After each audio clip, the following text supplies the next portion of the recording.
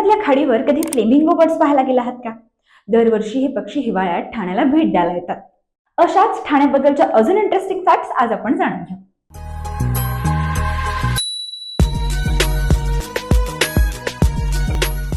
श्रीस्थानक हे ठाण्याचे प्राचीन नाव. ठाण्याचा उल्लेख अगदी सुरुवातीच्या मध्ययुगीन अरब स्रोतांमध्ये आहे. इतकं जुनं तर हे शहर आहे.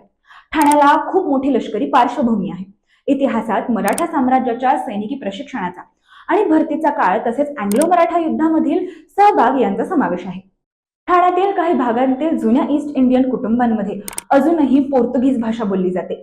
ठाणे तलावांचे शहर म्हणून ओळखले जाते.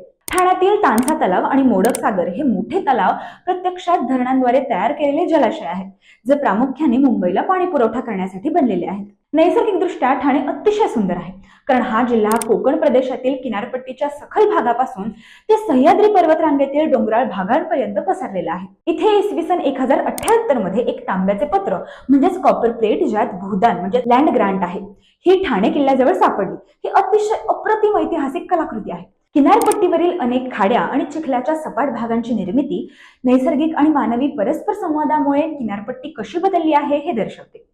आता पुढे कोणत्या जिल्ह्याच्या फॅक्ट्स तुम्हाला जाणून घ्यायच्या आहेत, कमेंट्समध्ये आम्हाला नक्की कळवा.